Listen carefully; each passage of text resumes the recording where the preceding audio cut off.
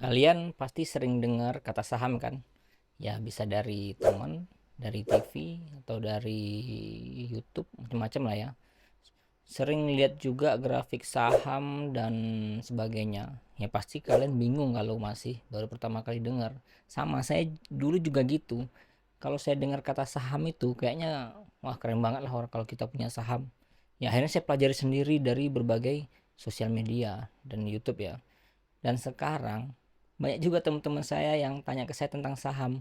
Jadi lebih baik saya buat konten aja di YouTube ini agar semua bisa mendengarkan penjelasan dari saya ya tanpa harus saya ulang satu persatu ke mereka. Karena awalnya jika kita ingin belajar saham itu pasti kita bingung mau mulai dari mana. Ya banyak sih di kalau kita mau belajar itu bisa ada di buku, ada di YouTube, di sosial media. Tapi kan ujung-ujungnya kita bingung. Karena pengalaman saya pun juga gitu dulu. Saya belajar dari berbagai macam sumber ya. Ada dari YouTube, tanya teman juga ada gitu kan. Macam-macam lah. Tapi saya pun pusing jadinya.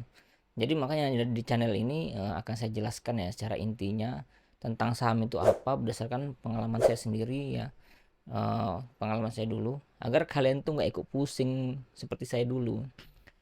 Kalau nanti saya jelaskan secara mendetail pasti kalian bingung. Jadi nanti saya akan jelaskan semua berdasarkan pengalaman saya itu ya.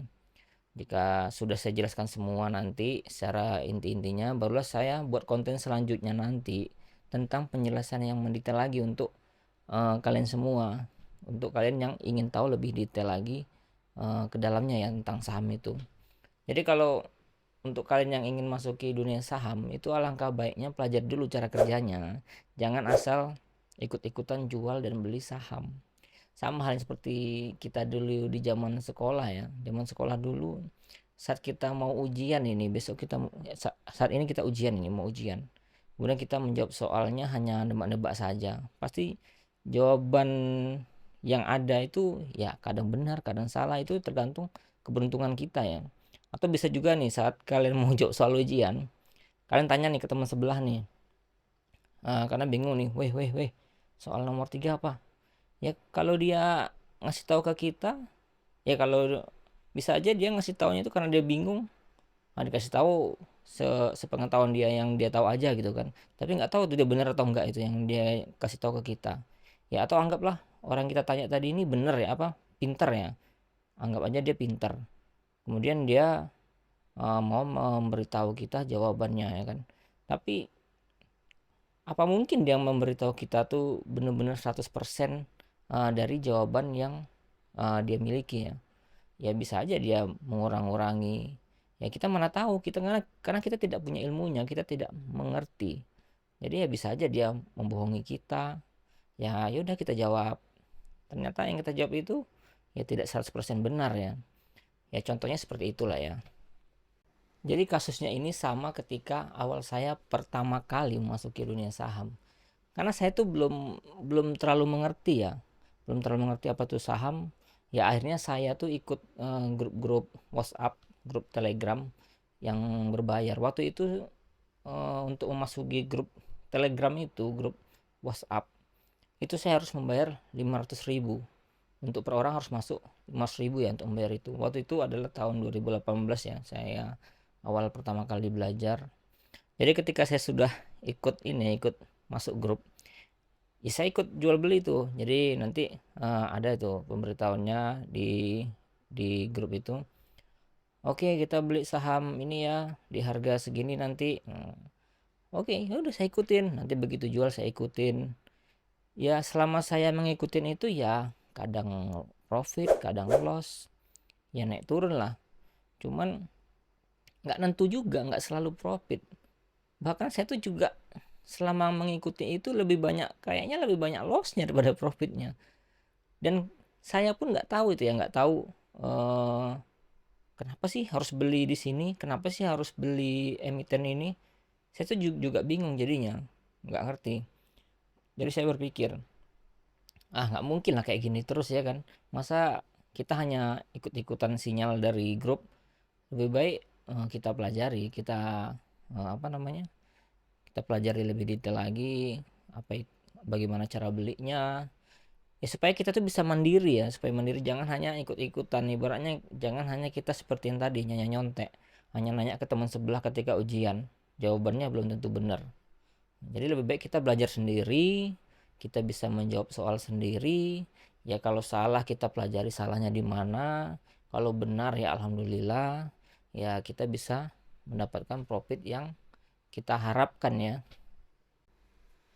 Tapi untuk pertama kali belajar saham itu, tantangan belajar itu pun sangat banyak ya. Saat kalian pertama kali belajar saham, kalian pasti akan mengalami yang namanya rasa malas. Karena di saham itu terlalu banyak istilah-istilah, cara bacanya, dan bingung cara baca grafiknya. Awal saya lihat itu pusing ya. Ya itulah yang saya alami pada waktu pertama kali belajar. Waktu itu saya belajar berdua dengan teman saya, nggak perlu saya sebutkan namanya ya. Dia juga ngerti saham. Maksudnya dia juga nggak ngerti saham. Kami berdua ini sama-sama punya niat untuk bisa mendapatkan penghasilan dari saham ini ya. Jadi kami berdua sama-sama belajar ya dari YouTube. Jadi pas di pertengahan jalan, teman saya tadi ini nyerah ya, karena udah malas, udah susah untuk profit. Ya saya pun waktu itu juga sempat ingin nyerah juga, karena ternyata nggak mudah emang untuk belajar saham itu.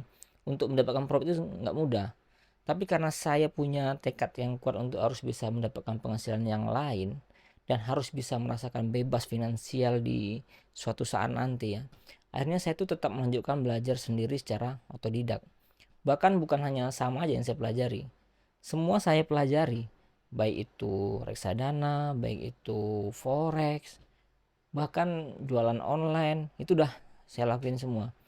Ya alhamdulillah, usaha itu tidak akan mengkhianati hasil. Jadi mulai belajar di tahun 2018, kemudian di tahun 2020 ya, itu saya sudah bisa merasakan hasilnya, walaupun masih naik turun ya, masih sedikit naik turun. Kemudian pada tahun 2022, bisalah terkumpul untuk saya alihkan dananya tadi, saya alihkan untuk investasi properti ya, properti. Nah kemudian dari hasil properti ini, saat ini mulai saya kembangkan lagi ke investasi yang lain, yaitu saham, reksadana, dan forex ya. Nah itulah perjalanan saya awal dari 2018. Emang nggak mudah untuk mencapai itu. Teman saya tadi tuh aja sekarang kaget dengan hasil saya saat ini ya, karena dia dulu sudah menyerah di tengah jalan. Sekarang dia mulai ingin belajar lagi setelah melihat saya seperti sekarang. Jadi untuk kalian semua yang ingin belajar, tenang aja. Nggak perlu harus pintar dan ngerti ekonomi untuk bisa mengerti tentang saham. Yang penting tuh apa? Yang penting adalah kemauan belajar yang kuat dan juga doa. Insya Allah bisa.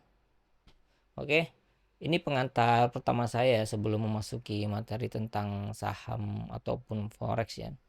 Jadi nanti di next video akan saya sampaikan lagi materi untuk sahamnya, apa itu saham ya. Oke, mungkin sampai sini, sampai jumpa di next video.